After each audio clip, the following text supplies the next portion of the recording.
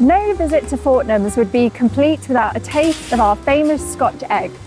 Popularised in 1738 as a snack for travellers departing from our store, it has been an iconic Fortnum's product ever since. This perfect mix of jammy egg encased in seasoned pork, rolled in breadcrumbs, is a thing of beauty that cannot be improved. Or can it? Each episode, we invite a guest to our food and drink studio to give us their take on this iconic dish. We'll hear a little bit about their career and the inspiration behind their version before heading to the kitchen to sample it, where we'll decide whether to serve or swerve.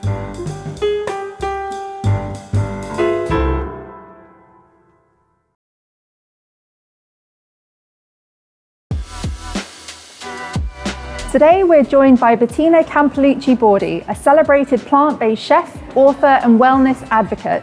Born in Denmark to a Norwegian father and Danish-Bulgarian mother, Bettina spent the first 11 years of her life in Tanzania. She later went on to study hotel management in Switzerland before following her passion for food and well-being and founding Bettina's Kitchen, a platform dedicated to delicious, accessible plant-based recipes that celebrate seasonality and reduce waste. This, along with her 3 cookbooks, guided retreats and collaborations with ethical brands around the world, make her one of the UK's leading voices when it comes to mindful eating. Bettina, we're thrilled to have you here. Thank you so much for having me. Right, let's head into the food and drink studio. Let's do it.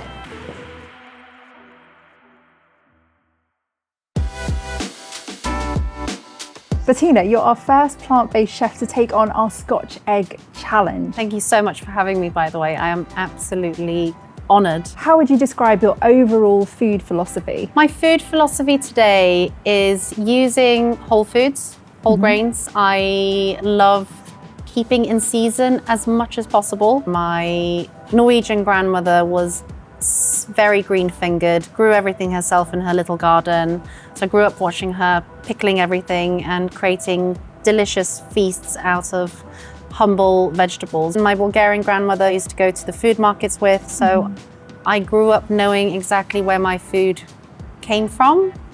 And I think that's been very ingrained in me in terms of my food philosophy, how I look at seasons, how I look at food and ingredients. For some people, there's still a perception that eating plant-based is really bland, especially when people have those old ideas of it being like eating cardboard. How would you tackle someone seeing as it being boring and restrictive? I agree. I think it can have quite a bad reputation, probably because it depends which culture you're from or where you grew up. And what you're used to.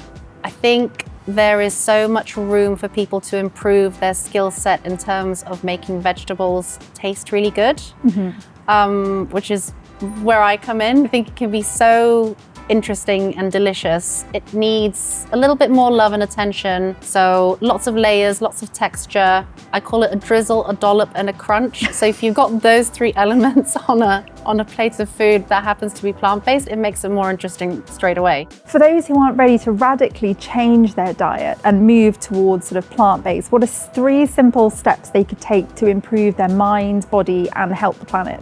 My mission is not to make people completely plant-based. My mission is to include as many plants onto your plate. We didn't always used to eat so much animal-based products. It used to be a treat, whereas it's shifted now. So if we can shift it a little bit and add more plants and be a little bit more adventurous with them, I think we would be doing quite well. The first thing that I would say is subscribe to a veg box. It's a great way of supporting seasonality and local farmers and cooking with vegetables that you wouldn't normally buy in a supermarket. The second thing that I would say is cooking for yourself is an act of self-care, and you know exactly what goes into your pot. And it's a meditative thing that you can do for yourself, for your family.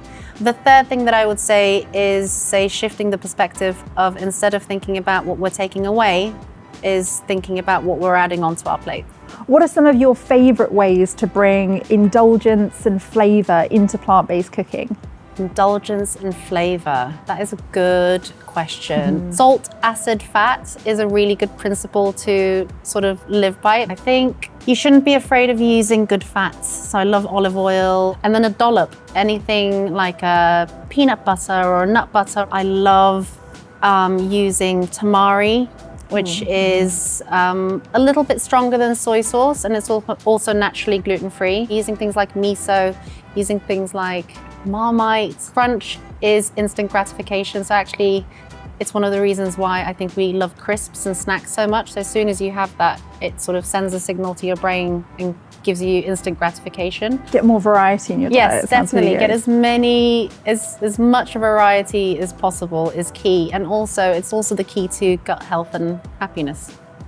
So it's a win-win. It's a great opportunity to be a bit more adventurous. I love swede, and I think it's such an underappreciated vegetable, but people, when they get them in their veg boxes, really don't know what to do with them. What would your favourite recipe be with a swede? Because I'm very curious now. Slow and low to make it nice and crispy and almost sort of caramelized with a lovely fresh chimichurri on top is the way to go. How have you applied all of these principles to the Scotch egg challenge today? I'm super excited. I've combined two of my most cooked recipes. So one of the elements, which is the outer casing, is my non-meatball recipe with lots of different textures. And then the middle bit, which is essentially classically the egg, is my aged truffled cashew cheese, which should be lovely and gooey and delicious. Can't wait to get stuck in, but before we do, can you tell us a bit more about the process of making it today? Absolutely. So the first element to it is making the fermented or aged cashew cheese, which you do a day before, because we use a probiotic to age the mixture. So actually it becomes alive. And then once that's fermented for 24 hours, we flavor it with lemon zest to cut through the creaminess, salt and pepper, truffle oil, and caramelized onions.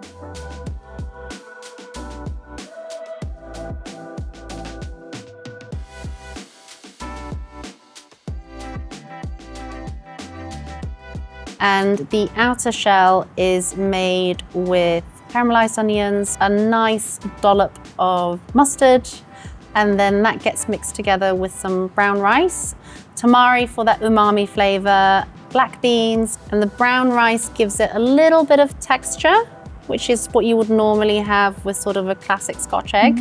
And then that gets dipped into sesame seeds and panko crumbs and gets fried off until it's crispy and yummy. That sounds amazing. Let's head to the kitchen and have a look at your Scotch egg. Before we tuck in, does it have a name? Oh, cheesy beans? Shall we get stuck in then? Yes, let's do it. There we go. Okay, let's give it a try. Let's give it a go. I liked it. It's got like a really different flavour, really good. It's quite different. Is it going to be a serve or a swerve? Ready? 3, 2, 1. So are you happy with it? I am. I would definitely, it hits the spot for me. Bettina, thank you so much for joining us today. So before we leave, is there anything you would like to tell the viewers that you've got coming up? I'm super excited to be opening up my own studio where I'll be housing my retreat chef academies and doing lots of more recipe testing and hopefully coming up with some delicious things like these.